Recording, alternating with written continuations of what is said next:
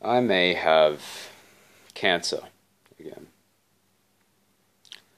It isn't leukemia, I haven't relapsed. It may be this thing called myeloma. I've either got it from my donor or I've developed it myself. Either way, I've either got the disease or I've got a precursor of it, meaning I can get it at any time in life. So yeah, sucks. Am I worried? Well, no. I mean, I've realized over the years, the biggest pain we feel isn't really that pain we get from injections, from being sick, even the pain we have, or the struggle we feel during exams or when we get our results back. I mean, that pain, it's all temporary. It sucks, but it goes away. The biggest pain that we do feel is the one we put on ourselves. The worry, the stress, the anxiety we heap onto ourselves before it. And that pain, that all comes from us. So, am I going to worry about it? No. But at the same time, I'm only human. I mean, for the last few years, I've been getting these nightmares that I'm still in hospital, and the last few weeks, I guess they've gone up in frequency. But no matter what I do, I can't shake this impending sense of doom, this dread in the back of my mind. But I guess I always have a choice on how I view things. And that's one thing cancer has taught me. When I was diagnosed, I was told I had a 10 to 20% chance of living. And I was devastated, as anyone would be hearing that news. But after a while of anger, frustration, sadness, I took a step back and I looked at what had happened to me as if it had happened to someone else.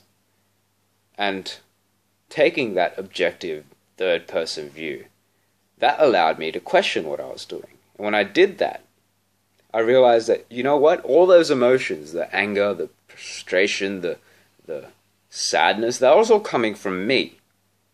I mean, no one came into my head and forced me to feel those things, right? So, why was I doing that? I mean, what was it accomplishing? And I questioned myself. I realized it was doing nothing other than making me feel worse about my situation. And so going forwards, I decided from that point on, not just with cancer, but throughout life, that I'd always take a step back and question what I was doing and choose a path that made it best for me in the future. The most constructive, happy path. And for me at that time, that was just being as healthy as possible, jacking up my odds from 10, 20 to maybe 30% just by eating well, following doctor's orders, being healthy, and the biggest thing was just being happy wherever I could. Because you always do have that choice of being happy. So that's what I've been doing the last few months. I've been helping other people do that by writing, by speaking at events, and I've been able to. The feeling of helping other people, I mean, that's been the best thing I've done. Not just the last few years, but in my life.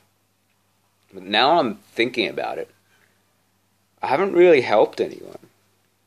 I mean, they've all helped themselves. All I did was be that guy who just helped them see that there was another way of looking at things. So yeah, I mean, if there's one thing you can learn from this maybe dying man, there's one thing you can take away from this.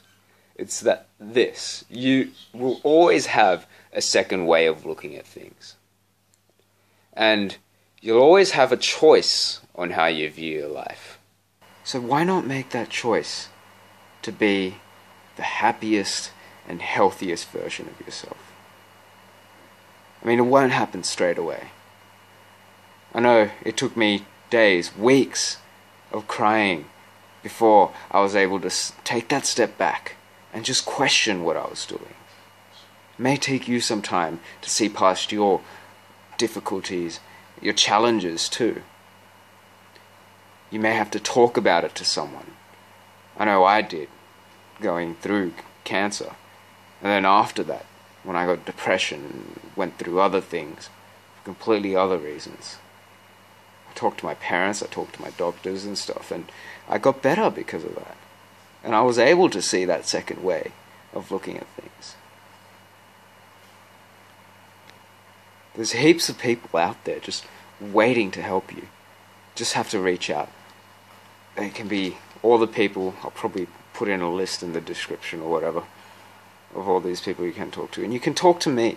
I'm always happy to do so. And I always have been for the last few years. So yeah, I hope what I've said has gotten the best thing you can have in your life on your side. And that's you.